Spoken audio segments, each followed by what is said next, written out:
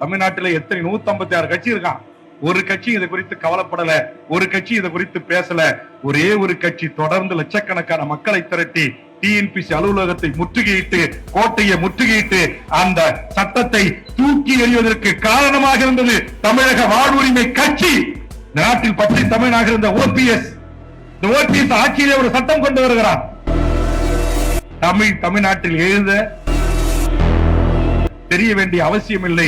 சமீபத்தில் ஆண்டுகளுக்கு முன்பாக என்னுடைய பரிந்துரையில் கனடாவுக்கும் லண்டனுக்கும் அரசியந்திரம் என்று பாளையில் பெருஞ்சித்தனார் அவர்களுடைய வழித்தோன்றலாக இருந்த ஒரு பேராசிரியர் பெருமகளை நான் அழைக்க வைத்தேன். எல்லா திட்டத்தையும் பாராட்ட வேண்டும் என்கிற அவசியம் இல்லை. இந்த அரசு சரியான பாதையில் செல்கிறது என்று சொன்னால் வேல்முருகனுடைய முதல் குரல். இந்த அரசு தொழிலாளர் விரோத சட்டத்தை கொண்டு வந்தால் பரந்தூர் விமான நிலையத்தில்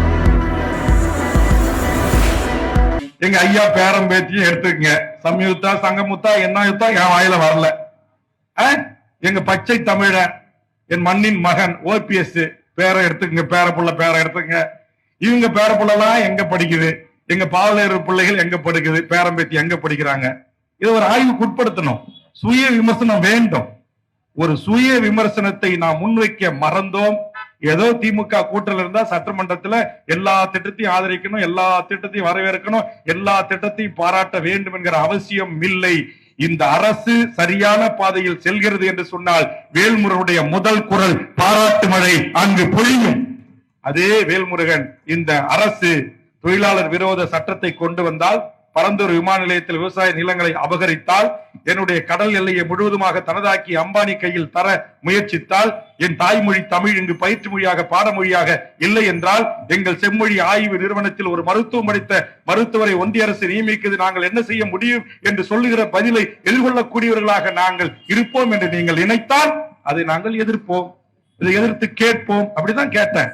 தமிழ்நாட்டின் முதலமைச்சர் அவர்களே, நீங்கள் ஆட்சியில் இருக்கின்ற போது முத்தமிழறிஞர் தலைஞருடைய மகன் தளபதி ஸ்டாலின் அவர்களே, நீங்கள் முதலமைச்சராக இருக்க போன்று எங்கள் தலைவர் கலைஞர் அவர்கள் பெருமொழிச்சியால் செம்மொழி அந்தஸ்து பெற்ற அந்த செம்மொழி நிறுவனத்திற்கு சுதா சேஷையன் என்கிற ஒரு பட்டிமன்ற பேச்சாளர், மருத்துவர், அந்த ஆய்வு நிறுவனத்தின் தலைவர். நான் கேட்கிறேன், அந்த ஆய்வு நிறுவனத்தின் எங்கள் 7 கோடி தமிழ் பிள்ளைகளை பெற்று நாங்கள் வாழ்கிறோமோ, எங்களில் ஒரு தமிழ் துறை தலைவன் இல்லையா? எங்களில் ஒரு வைஸ் சான்சலர் இல்லையா? ஒரு துணைவேந்தர் இல்லையா? ஒரு தமிழ் அறிஞன் இல்லையா? நான் கேட்கிறேன், தஞ்சை பல்கலைக்கழகத்தின் சொல்லாய்வு அகரமுதலி திட்டத்தின் தலைவராக இருந்து இன்றைக்கு பல்லாயிரக்கணக்கான வார்த்தைகளை, எழுத்துக்களை தூய தமிழில் உலக தமிழினத்திற்கு தந்திட்ட மகத்தான தலைவன் எங்கள் பாவலருடைய குடும்பம். தனித்தமிழ் ஈழத்தில் தமிழீழ தேசிய தலைவன் 10 ஆண்டு காலம் லஞ்சம் இல்லாமல், ஊழல் இல்லாமல், கற்பழிப்பு இல்லாமல், பாலியல் வன்கொடுமை இல்லாமல் அங்கு ஒரு தனித்தமிழ் ஈழ அரசை உருவாக்கி உலகம் முழுவதும் ஈழ தமிழ் மக்களுக்கான கல்வி கூடங்களை திறந்து இன்றைக்கு பல்கலைக்கழகங்களில் தமிழ் பயிற்று மொழியாக பாடமொழியாக எமது ஈழத்து உறவுகள் நடத்தப்படுகிற பாடத்திட்டத்தை வகுத்தளித்ததில் எங்கள் பாவலருடைய குடும்பத்தினுடைய பங்கு மிகப்பெரியது. தூய தமிழ். நீ ஆஸ்திரேலியா போ, கனடா போ, உலகத்தில் எந்த நாடுகளுக்கு போ. சமீபத்தில் ஆண்டுகளுக்கு முன்பாக என்னுடைய பரிந்துரையில் கனடாவுக்கும் லண்டனுக்கும் அரசியந்திரம் என்று பாளையில் பெருஞ்சித்தனார் அவர்களுடைய வழித்தோன்றலாக இருந்த ஒரு பேராசிரியர் பெருமகளை நான் அழைக்க வைத்தேன். உயர்கல்விக்கு தமிழ் புத்தகத்தை எழுதுவதற்கு எத்தனை தமிழர்கள் இந்த மண்ணில் இருக்கிறார்? என்ன மரியாதை! தமிழ்நாட்டின் பாடநூல் நிறுவனத்துடைய தலைவராக லியோனை நியமித்தீர்கள். அது உங்கள் கட்சி சார்ந்தபடியாக நான் உள்ளே போக விரும்பவில்லை.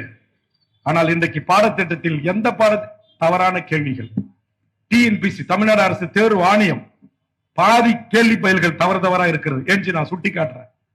சரியான ரிசல்ட் என்கிற தேர்வு முறை வெளியே வரல. நாட்டில் பச்சை தமிழனாக இருந்த ஓபிஎஸ், இந்த ஓபிஎஸ் ஆட்சியிலே ஒரு சட்டம் கொண்டு வருகிறார். என்ன சொல்றான்? தமிழ்நாட்டில் எழுத, படிக்க, பேச தெரிய வேண்டிய அவசியம் இல்லை. டிஎன்பிசியிலே இந்திய நாட்டை சேர்ந்த எவர் வேண்டுமானாலும் தேர்வு எழுதலாம். அவன் கோட்டாட்சியராக, டிஎஸ்பியாக, அவன் மேஜிஸ்ட்ரேட்டாக, நாட்டுடைய கமர்ஷியல் டாக்ஸ் டிப்யூட்டி கமிஷனராக, டிஆர் என்று சொல்லக்கூடிய டிஸ்ட்ரிக்ட் ரிஜிஸ்டராக என்று அந்த பதவியில் 1 தொடங்கி 4 வரையிலும் அத்தனை உயர் பதவிகளும் அவர்களுக்கு தாரை வார்த்து தரப்படும் என்று இந்த நாட்டில் இருக்கிற ஒரு பச்சை தமிழன் கரங்களாலேயே கையொப்பமிட்டு அரசாணை வெளியிடப்படுகிறது என்று சொன்னால், ஒன்றிய பாசிச பாரதிய ஜனதா அரசு நம் கைகளை வைத்து நம் கண்களை எப்படி குத்துகிறான்? தமிழ்நாட்டில் எத்தனை 156 கட்சி இருக்கான். ஒரு கட்சி இதை குறித்து கவலைப்படல, ஒரு கட்சி இதை குறித்து பேசல. ஒரே ஒரு கட்சி தொடர்ந்து லட்சக்கணக்கான மக்களை திரட்டி டிஎன்பிசி அலுவலகத்தை முற்றுகையிட்டு, கோட்டையை முற்றுகையிட்டு அந்த சட்டத்தை தூக்கி எறிவதற்கு காரணமாக இருந்தது தமிழக வாழ்வுரிமை கட்சி. பொழிலன் வேல்முருகன் இங்கு அழைக்கிறார் என்று சொன்னால் தகுதி உள்ளவர்களை அழைத்து கௌரவப்படுத்த வேண்டிய தகுதி உள்ள குடும்பம் அழைத்தது. அதற்காகத்தான் வந்தேன். என்ன கூட சொல்லுவாங்க என் கட்சியில் இருக்க 2ஆம் கட்ட தலைவர்கள், நீங்க ஒண்ணு அந்த தமிழறிஞர்கள் தமிழ் சம்பந்தப்பட்டவங்க கூப்பிட்ட உடனே தேதி கொடுத்துறீங்கன்னா மற்ற தலைவர்கள் யாரும் அதே மாதிரி வர்றதில்லை, அங்க கூட்டமே வராது, 50 பேர் தான் இருப்பாங்க, 25 பேர் தான் இருப்பாங்க, நம்ம போய் நம்முடைய கிரிப்பை விடக்கூடாது, நம்ம அப்படியே இப்படி இருக்கணும் அப்படி இருக்கணும் என்ன ஏற்றி விடுவாங்க சில நண்பர். அவன் ஏன் மேல இருக்கிறதுல பாசத்துல சொல்லுவான். நான் சொல்லுவேன், எனக்கு தெரியும் 50 பேர் இருந்தாலும் அவன் 5 லட்சம் பேருக்கு சமமானவர்கள் என்று சொல்லுவேன். எனக்கு கூட இந்த கூட்டத்துல சொன்னாங்க 25 பேர் தான் இருக்காங்க, பரவாயில்ல, அதுவே அதிகம் தான் சொன்னேன். ஏன் இந்த 25 பேர் 25 லட்சம் பேருக்கு சமமானவர்கள்? ஒற்றை ஆளாக இருந்தாலும் ஏற்றுக்கொண்ட கொள்கையில் லட்சியத்தில் உறுதியாக. நீ எங்க கோயிலுங்கிட்ட 100 கோடி கொடுங்க, நாளைக்கு பாரதிய ஜனதா ஆதரிச்சு ஒரு கவிதை எழுதுங்க, ஒரு கட்டுரை எழுதுங்க, உங்களுடைய புத்தகத்துல ஒரு முகப்புகத்தை எழுதிங்கன்னு சொல்லி பாருங்க. அதே நம்ம ஜாதி இருக்குல்ல, அரசியல் ஜாதி, ஓட்டு பொறுக்கிற அரசியல் கட்சி ஜாதி, ஐயோ இன்னைக்கு இப்படி பேசுவான் மேடையில, அப்படியே நாளைக்கு வர வேண்டிய சூட்கேஸ் பொட்டி வந்துச்சுன்னா ஐயோ இந்த மாதிரி தலைவனே இந்த உலகத்திலே கிடைக்காதுமா. அப்படி ஒரு காலத்திலும் பேசாத குடும்பங்கள் இந்த மண்ணில் இன்னமும் இருக்கிறது. அது பாவலரேறு புலவர் கலிய பெருமாள், தோழர் தமிழரசன் தாய் சாகும் போது கூட அவங்க ஒழுகாத வீடு இல்ல, குடிச்சிருந்தா செத்தாங்க. கொஞ்சம் சமரசம் ஆகியிருந்தாங்கன்னா, ஜாதி கட்சி மாநாட்டுல போய் பேசியிருந்தாங்கன்னா அவங்களுக்கு நல்ல மரியாதை கிடைச்சிருக்கும். புலவர் கலிய பெருமாளுடைய குடும்பம் அவர்கள் ஏதாவது ஒரு அரசியல் கட்சியில போய் சேர்ந்திருந்தாங்கன்னா இன்னைக்கு எம்எல்ஏ எம்பியா கூட ஆயிருக்கலாம். ஆனா நான் எதற்காக இதையெல்லாம் பேசுகிறேன் என்று சொன்னால், அப்படி ஒரு மோசமான சட்டத்தை கொண்டு வந்து என்ன செஞ்சாங்க, இந்திய நாட்டை சேர்ந்த நீங்க எண்ணி பாருங்க, இங்க இருக்கிற ஒற்றத்துறை நண்பர்கள்லாம் வந்து குறிப்பிடுகிறாங்க, காவல்துறை ஆய்வாளர் எஸ்ஐ எல்லாம் நிக்கிறீங்க.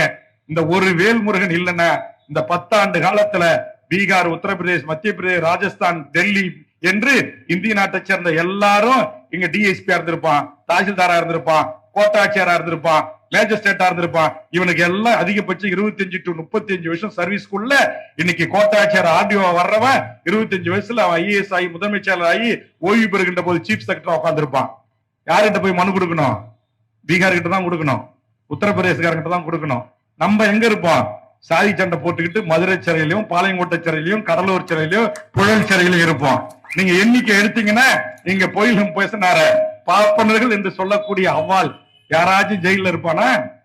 இங்க தெக்கன தேவேந்திர முக்குளத்தோர், கொங்கு மண்டலம்னா ஆதி தமிழர்கள் என்று சொல்லக்கூடிய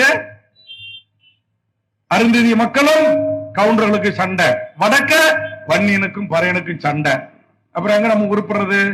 அப்ப சண்டை போட்டுக்கிட்டு ஜெயில கணக்கு எடுத்தா இவன் தான் இருப்பான் இங்க. ஆனா இருக்க வேண்டிய இன்னைக்கு தமிழ்நாட்டுல ஒரு 80 துறை செயலாளர்கள் இருக்கிறான்னு வச்சுங்க, போய் கணக்கு எடுத்து பாருங்க எத்தனை பேர். நான் சொல்ற 7 கோடி பேர்ல இருப்பான், 1% பேர் இருப்பாங்க. முக்காவாசி இடம் உச்ச நீதிமன்றத்துல 60 நீதிபதி, 55 நீதிபதிக்கு மேல அவால் தான் இருக்கிறான். 173 நாடுகள் இருக்கிறது. அதுல 170 நாடுகளுக்கு இந்திய அரசு, 193 நாடுகள்ல 170 நாடுகள்ல தூதரகத்துல அதிகாரி நியமிச்சிருக்கான். 170 பேர்ல ஒருத்தவங்க கூட ஓபிசி இல்ல, எம்பிசி இல்ல, எஸ்சி இல்ல, எஸ்டி இல்ல, இஸ்லாமிய இல்ல. இது இந்தியா. இது சனாதன பேசினா புயலும் பேசினா வழக்கு பாயும். இது சனாதன ஆட்சி இல்ல. இன்னைக்கு இந்த நாட்டுடைய முதல் குடிமகள் இன்னைக்கு கோயில்ல போய் அவர் பேசினார், தமிழ்ல அர்ச்சனை பண்ணிட்டாங்க அல்லது தமிழ்ல குடமுழுக்கு பண்ணிட்டாங்கன்றான். ஒரு நாட்டுடைய முதல் குடிமகன், 140 கோடி முதல் குடிமகன் கோவில்ல போய் நின்னு கும்பிட்டாங்க, தீட்டுப்பட்டுச்சுன்னு கையை விட்டவனுங்க நாடு இந்த நாடு. இதையெல்லாம் பேசுறதுக்கு இன்னைக்கு யாரு இருக்கா? பெரியாரும் இல்ல, பாவலரேரும் இல்ல, தமிழரசனும் இல்ல, புலவர் கலிய பெருமாவும் இல்ல, இன்னும் எண்ணற்றவருடைய வழித்தோன்றலாக இருந்த சின்ன சின்ன இனக்குழுக்களாக, சின்ன சின்ன குழுக்களாக இருந்த எத்தனையோ தமிழ்நாடு விடுதலை, தமிழ் தேசிய விடுதலை, அப்ப தமிழர் பல தமிழர் முன்னணி போல பல அமைப்புகள் இங்க இருந்தாங்க. தமிழ் மீட்சி படை, மாவோயிஸ்ட், லெனினிஸ்ட், யுத்த குழுக்கள், பல அமைப்புகள் இருந்துச்சு. தமிழ்நாடு தமிழ் தேசிய விடுதலை இயக்கம், பல இயக்கங்கள். இன்னைக்கு பாருங்க, தமிழ் தேசியத்தின் ஆளுமைகளாக ஒரு பெரிய மக்கள் போரா, ஒரு கையசைச்சா ஒரு 2000 பேர் 5000 பேர் திரண்டு இனத்தின் உரிமைகளுக்காக சாலையில வந்து உட்கார்றதுக்கு ஆள் இருக்கா? தமிழ்நாட்டுல சட்டம் இருக்கு, தமிழ்ல பெயர் பலகை வகையணும். நான் கூட அரசு உறுதிமொழி குழு கமிட்டி சேர்மனா போய் எல்லா டிஸ்ட்ரிக்ட் கலெக்டர், எஸ்பிஸ், எல்லா டிஆர்ஓ, ஆர்டிஓ எல்லாரையும் கூட்டு இந்த பெயர் பலகங்களா மாத்துங்க அப்படின்னு சொல்லிட்டு போனேன். இங்க பாருங்க, பாத்திமா கனி தமிழ் பேரு ஒத்துக்கிறேன். மெடிக்கல் அது மருந்தகன் இல்ல.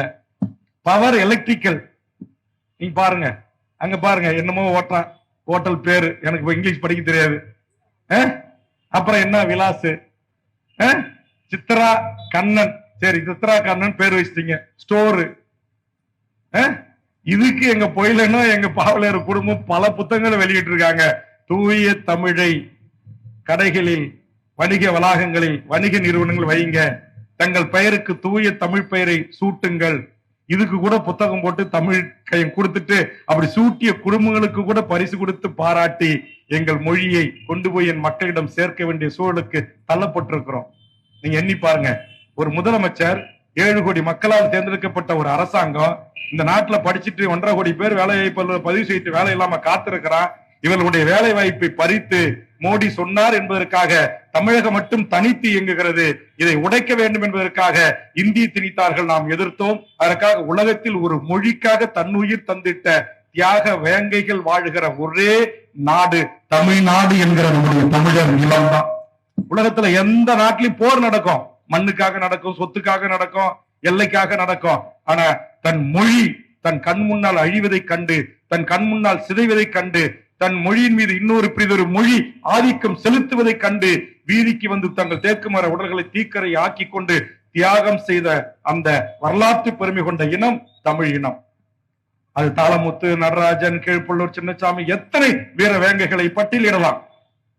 ஆனா அந்த திராவிட இயக்கம் எந்த மொழி போரை சொல்லி இந்த நாட்டின் ஆட்சி அதிகாரத்தில் 5 முறை அமர்ந்திருக்கிறதோ அந்த திராவிட இயக்கத்தில் கூட இந்த வேல்முருகன் சென்றுதான் அந்த மொழிப்போர் தியாகத்தினுடைய மூலக்கொத்தரம் நாரி கிடக்கிறது சுடுகாட்டு, அங்கே மணிமண்டபம் அமைங்கள் என்று வேண்டுகோள் வைத்து அதையும் கடந்த ஆண்டு திறந்து வைத்தார் முதலமைச்சர் அவர்கள். ஆக என்னுடைய பணி என்பது என் மொழிக்காக தியாகம் செய்தவர்களின் இனத்தின் விடுதலைக்காக. இன்றைக்கு கூட என் தம்பி முருகானந்தமும் ஜெரோன்குமாரையும் வருகின்ற மே 18 முள்ளிவாய்க்கால் நினைவேந்தல் செஞ்சியிலே நடத்துகிறோம். அதற்கு அந்த தியாக சுடரை ஏந்தி வருவதற்கு நாங்கள் குறித்த இடம், என் தம்பி முருகானந்தம் குறித்த இடம் எமது எல்லை போராட்ட களத்தில் உயிர் நீத்த எமது தமிழ் முன்னோர்கள் உறங்குகின்ற துயிலும் இல்லங்களாக இருக்கின்ற நம்முடைய கன்னியாகுமரியின் கடகோடி எல்லையிலிருந்து அந்த இருசக்கர பேரணியை நான் தொடங்கி வைப்பதற்கு தமிழ்நாட்டுடைய காவல்துறை உயரதிகாரியிடம் அனுமதி கேட்டேன். அவர்களிடத்திலே நான் தொலைபேசியில டிஜிபி, ஏடிஜிபி போன்ற இடத்திலே பேசினோம். அப்படியா, அங்க என்ன இருக்கு, அங்கேயா நீங்க தொடங்குறீங்க என்று கேட்கக்கூடிய நிலையில் தான் இருக்கிறார்கள்.